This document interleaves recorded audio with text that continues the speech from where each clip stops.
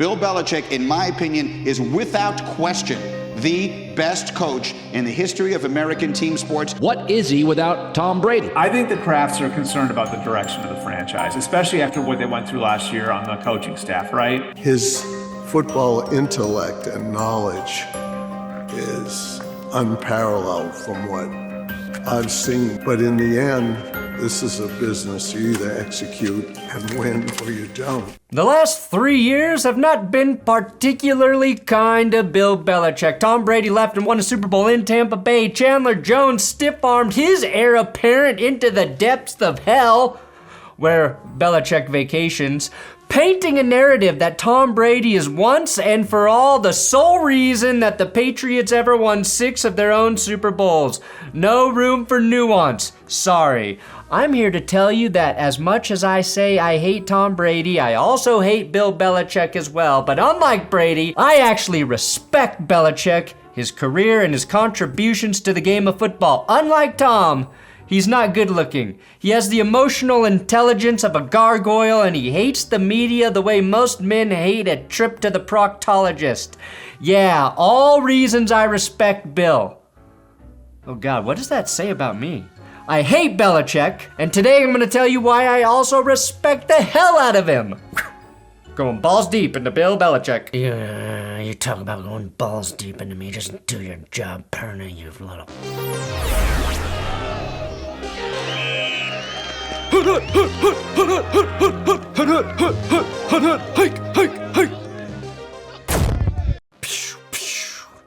Today's episode is brought to you by Underdog Fantasy.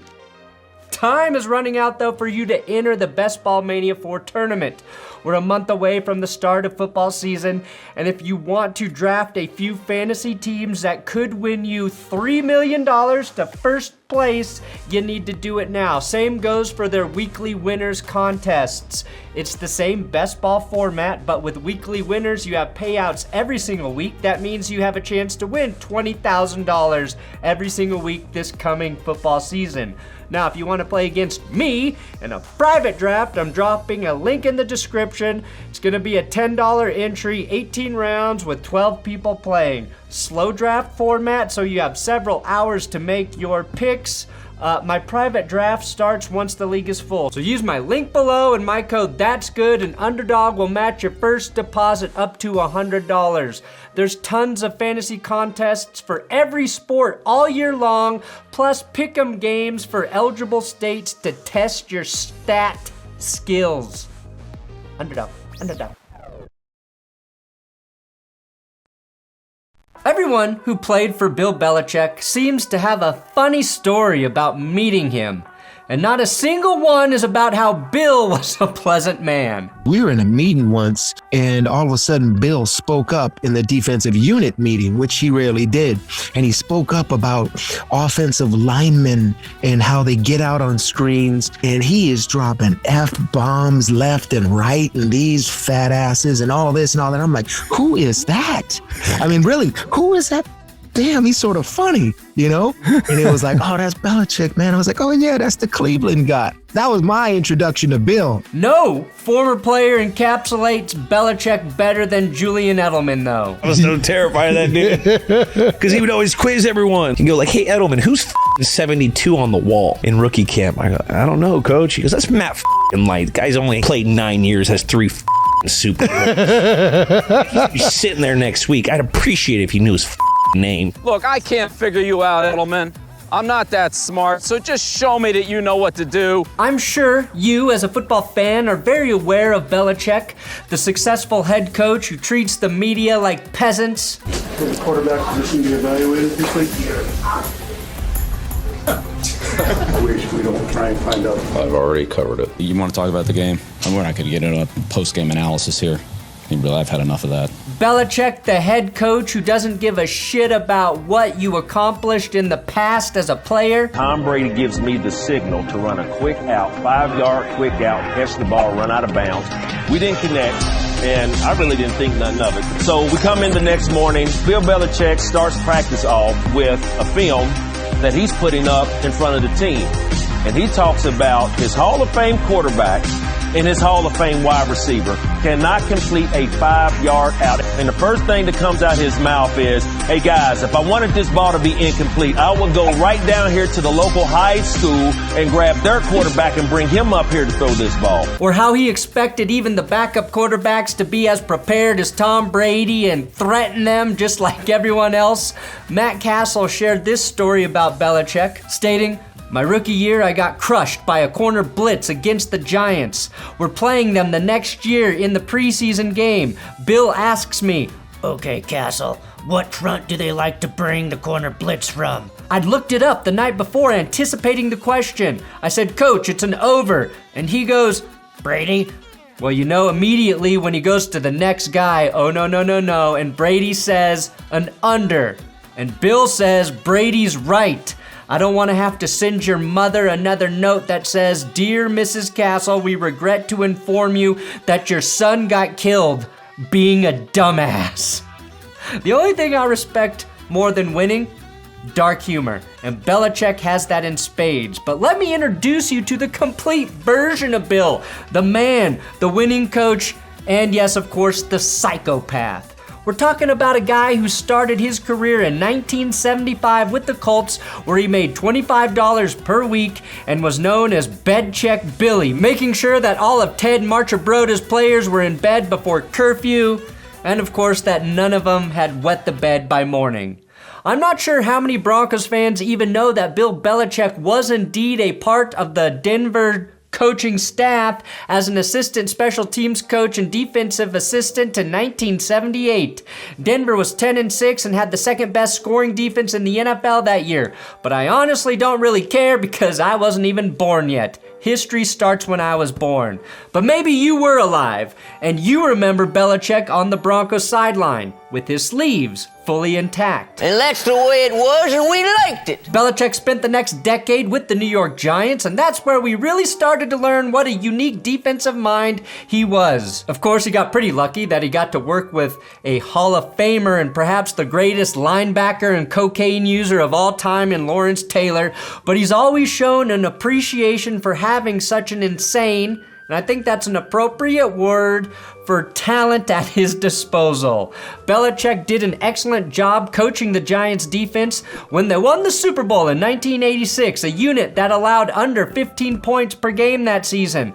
But before they made it to the big game, New York's defense allowed a total of 3 points in their first 2 playoff games, and they weren't playing pushovers either. They allowed only a field goal to Joe Montana, and the 49ers then blanked Washington in the NFC title game, a team that would go on to win the Super Bowl the following season. But when I think of Belichick and the Giants, I think of the incredible game plan that beat the high-powered Buffalo Bills offense in Super Bowl 25. The Bills were deploying one of the greatest offenses the NFL had ever seen.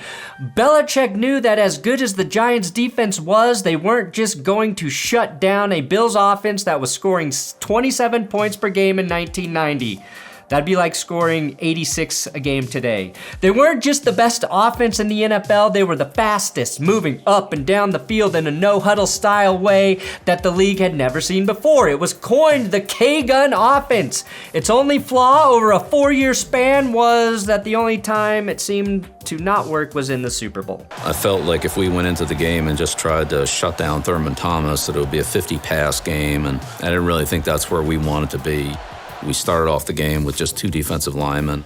What was unique about their game plan was 2 defensive linemen and a whole bunch of linebackers and DBs. And people weren't doing that back then. I mean, now it's commonplace. So Bill, instead of trying to shut down the whole offense, told his defense that if Thurman Thomas gets 100 yards on the ground, the Giants would win the game.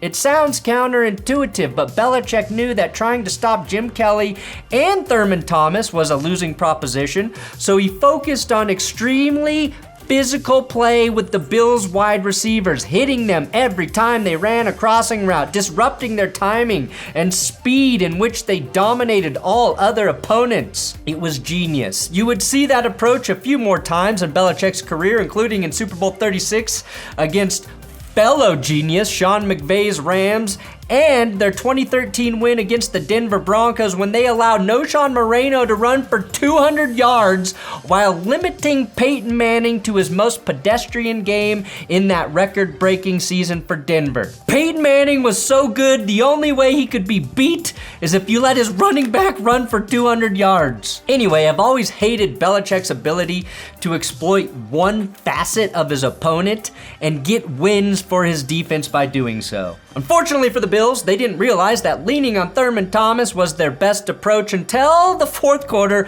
when the Bills shifted to the running game and finally found success moving the ball. On the Bills' final drive to get into field goal range, they actually ran the ball 5 times for 52 yards to get into position for Scott Norwood. And we all know what happened next.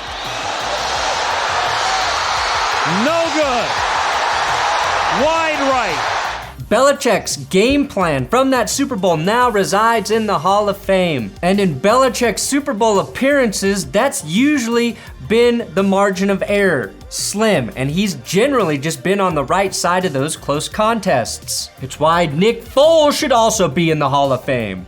Bill's one weakness? Defending Nick Foles. But I do hate that Belichick is the reason that Bills fans are without a Lombardi trophy, one that seemed so well deserved. But you can't help but respect the plan that Belichick drew up and that he was able to set aside his ego and convince his defense to set aside all of their egos to do something that won them a game where they were 6.5-point underdogs. The game earned him the head coaching job in Cleveland, where he eventually won a playoff game against his future team, the New England Patriots, while facing his former boss, Bill Parcells, in 1994. Now, coaching the Browns is like the NFL's version of getting sent to the Eastern Front in World War II. But Belichick did an admirable job and assembled an incredible coaching staff underneath him that included names like Nick Saban, Eric Mangini, and Jim Schwartz, 3 coaches who would combine to win 7 championships in the college ranks. Okay, maybe that was just Nick Saban, but still. We've seen Belichick's relationship with Saban lead to a lot of good picks for the Patriots and also Mac Jones, but I digress. Now, Belichick had to deal with a ton of shit that last year in Cleveland, which eventually ended with the team moving to Baltimore and Bill getting fired after being assured that he would coach the new team after they moved. And I'm sure Belichick really wanted to go to Maryland, where he's from. If Belichick's defense with the Giants allowed just a field goal in 2 playoff games, can you imagine what he and the 2000 Ravens defense would have done together? That may have been the first defense to force opposing offenses to take negative points. Seriously. Instead, he had to settle for 4 more years under Bill Parcells with the Patriots and the Jets, helping the Pats to a Super Bowl appearance, and the Jets to the AFC Championship game, where they had the 98 Broncos on the ropes until Johnny Elway and Terrell Davis finally got shit going in the second half. But damn, Belichick held that incredibly potent Broncos offense to 0 points in the first half, scaring the piss out of me. But then Mike Shanahan figured him out, who should be in the Hall of Fame, by the way, which he did quite a bit, actually. Another reason I've respected Belichick. Somehow my Broncos always best him when it matters the most. Tebow notwithstanding. Now, Belichick's reign as head coach of the Patriots generally speaks for itself. 6 Super Bowls in 23 years. Pretty good. But that's not what I want to focus on today. We all know about that. I don't respect any fucking coach or quarterback who has more Super Bowl wins than the team I love, frankly. I hate those bastards. I hate them like they stole money from my grandma. Even worse, stole her medicine. But Bill transcends that hate with his profound connection with NFL Films, a company celebrated for its captivating portrayal of football's essence, serves as a testament to his unwavering appreciation for the game's rich heritage. And despite not having the ability to display emotion, specifically love, we all know Bill loves football. Belichick's bond with NFL Films was prominently showcased through his appearance on the very first episode of the documentary series of Football Life, which I own on DVD. something I bought when I didn't even respect Bill. I just wanted to learn more about the mad genius. The 2-part series premiere delved into his life, coaching philosophy, and the pivotal moments that shaped his illustrious career. There's a great scene where Randy Moss invites Bill to a Halloween party. You're not interested in that, are you? In what? Halloween party? Well, this is what it is. We're come dressed as the devil. No, that's what we're doing. Well, hey, you might win the damn prize. I'm almost uncomfortable with how much this show humanized Belichick, but it's a relief to see that he's not a football robot 24/7. Just like 23/7. Through these features, viewers gained insight into a side of the coach that we had certainly never seen and probably will never see until his career is over. And by career, I mean life. Because Belichick will almost certainly die on the sideline of an NFL game. That's definitely how he wants to go out. But probably not before hitting the button for the nukes, taking us all with him. And he will figure out how to get that access. Furthermore, Belichick's participation in panel discussions, such as those revolving around the NFL Top 100 Players list, highlighted his extensive knowledge of football history. There were other shows with him and Nick Saban, him talking about Tom Brady, and of course, the Do Your Job documentary. Throws a quick throw, throws inside, pass. Oh my God, no! We just need everybody to do their job. Maybe the one word that isn't in that's implied is do your job well. His insightful commentary on past players, their contributions, and their impact on the game demonstrated his respect for those who paved the way. The Alabama Antelope, Don Hudson. As you can see his skills here, he had great hands, and he was the first route runner in the National Football League. He absolutely changed the wide receiver position. There were no split out receivers and there were no routes designed for receivers. It was kind of go deep or go over or go out. And I respect that Bill doesn't show any of that love or admiration for players until they're gone. I mean, hell, just listen to the admiration in Belichick's voice when he's across the table from Roger Staubach, one of his childhood heroes. And one of the richest players in NFL history. The big question, Roger, is how did you see him coming? You know, the Army game in '62, they're coming from the backside, you're about to get decapitated, and you pull out of there and a guy misses you, and then, you know, there it goes. I don't even know how you saw those guys. Yeah. This is one of the all-time great coaches of all time, and he's asking me that question.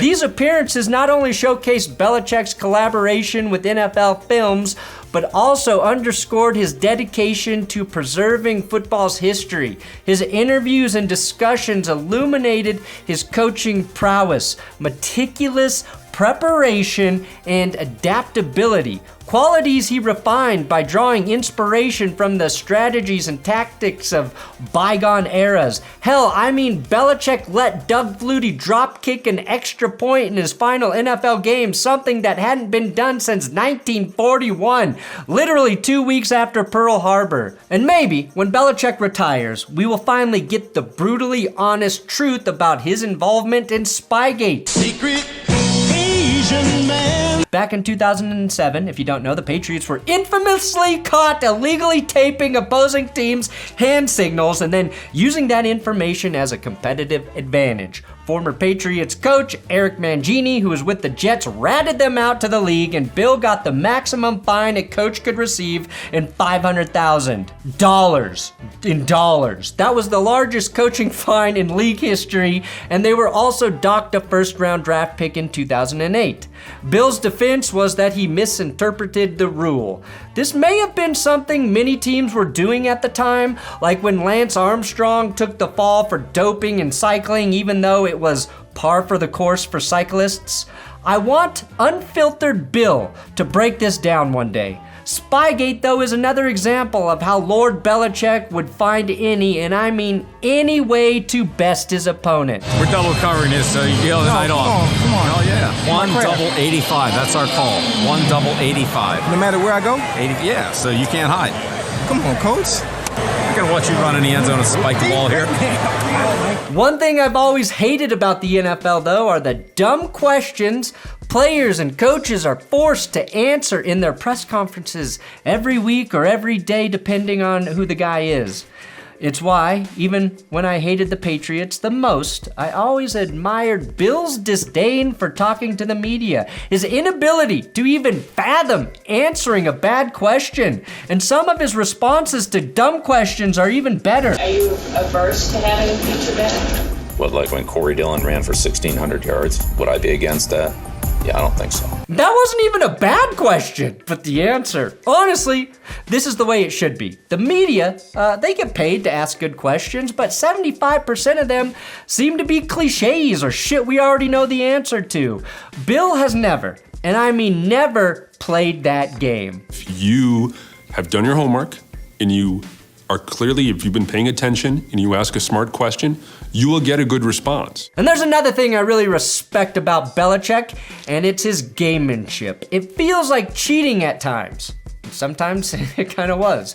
Or just being petty. But I think Bill's tactics come from a savant-like understanding of the rules. I admire anyone who studies shit as boring as the fine print of rules, and Bill does it. During the AFC divisional playoff game in January 2015 against the Ravens, the Patriots employed a highly unorthodox offensive strategy involving eligible and ineligible receivers. Belichick exploited a loophole in the NFL rules regarding reporting eligible receivers to the officials. You know, they're not going to sit there and say, 54 is eligible, 27's ineligible, 89's ineligible, 76 is eligible.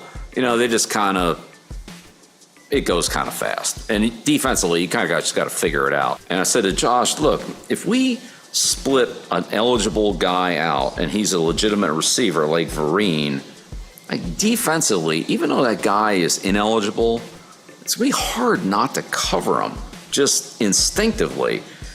You see Vereen out there and you don't think, all right, forget about him. By deploying this tactic, the Patriots manipulated the Ravens' defensive alignments and took advantage of mismatches. The innovative use of offensive linemen as eligible receivers allowed for creative play calling and strategic advantages that helped the Patriots secure a crucial victory. It's examples like this that we, the average fan, get upset about when Tom Brady gets all the credit for the Patriots Super Bowl wins. These are specifically the things that come to mind, as no quarterback has ever had a head coach who helped keep him in the best position to win so consistently for so long. Don't get me wrong, Brady performed just as consistently, but Belichick was the engine that kept that whole team ahead of everyone else. They were the perfect pair. All right? Now, this tactic was a clear example of Belichick's ability to think outside the box and utilize rule nuance to gain an upper hand. It also really pissed off Ravens head coach John Harbaugh. John Harbaugh is livid about this one. They would announce the eligible player, then Tom would take him to the line right away and snap the ball before we had a chance to even figure out who was lined up where. And that was the deception part of it, and it was clearly deception. I don't know what's deceiving about that. Hey, those guys got to study the rule book and, figure it out. And there's really nothing better than coaches pissing off each other, especially when the Harbaughs are involved. But usually it's better when you do it on the field, with all due respect to Sean Payton and Nathaniel Hackett. It's not just with the rules. Belichick always finds extremely crafty ways of doing unthinkable things that go against the grain to give his team the advantage. In November of 2003, a game against, again, my Denver Broncos, Belichick showcased his unconventional approach. Trailing by 1 point with just under 3 minutes remaining, the Patriots found themselves backed up against their own end zone, facing a 4th down and needing to punt. Belichick's decision was surprising, to say the least. He chose to intentionally take a safety by having the punter step out of the back of the end zone, like a Jimmy G, if you will, conceding 2 points to the Broncos, something most fans looked at and laughed. You just let us score, you fucking moron! But this move allowed the Patriots to concede a field goal difference while ensuring that the ensuing free kick would be made from a position that minimized the possibility of a long return. The Patriots regained possession and mounted a late game drive that culminated in a game-winning touchdown with 30 seconds left in the air. And nobody used the elements to their own benefit like Belichick. I did a full video about this game, but the fact that he had Mac Jones attempt 3 passes in a very windy game against the Buffalo Bills, one in which his team was victorious. Just another insane example of Bill doing whatever it takes to win a football game, even if that means everybody watching will be bored to tears. He don't give a fudge. So Belichick proved himself as a master of the counterintuitive when it came to designing a game plan, like he did in the Super Bowl against the Bills, and he proved it as an in-game tactician as well. Some coaches can do one of those things well, but not the other. Keep in mind, that was one of the rare times that Belichick's team beat the Broncos in Denver. It took some truly genius shit to pull that off, but I respect Bill for losing to us in the really important games. Now, the last 3 years, post-Tom Brady, have made Bill Belichick into a fallible figure. Something that certainly wasn't the case for close to 20 years in New England. As a coach, at least. Sometimes the roster construction was a different story.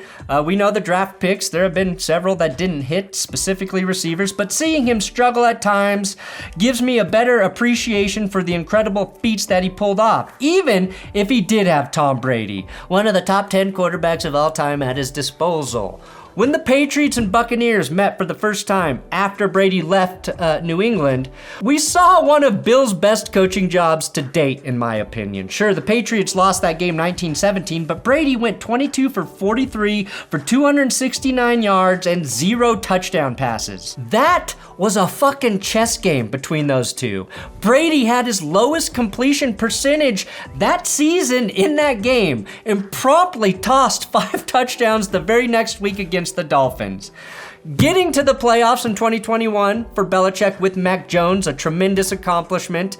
And even though he lost by about 70 to the Bills, Belichick showed that he wasn't just a product of Tom Brady. I personally think Belichick showed that off in the early 2000s when they won their first couple Super Bowls with Brady and he developed Brady, but people love to think in binary and now have decided that Brady made Belichick without any room for nuance. I think it's always such a stupid conversation to say Brady versus Belichick, because in my mind, that's not what partnerships are about. Coach couldn't play quarterback and I couldn't coach. The best part about football is, and the coach says it a lot, do your job. And he asked me to play quarterback. He didn't ask me to coach. Damn, and now I agree with Brady a little bit. Remember, Brady needed to get away from Belichick. I would too after 20 years. But Tom learned what the NFL world is like for the rest of the quarterbacks when average coaching prevented him and the Buccaneers from competing the way he wanted to after that 2020 season.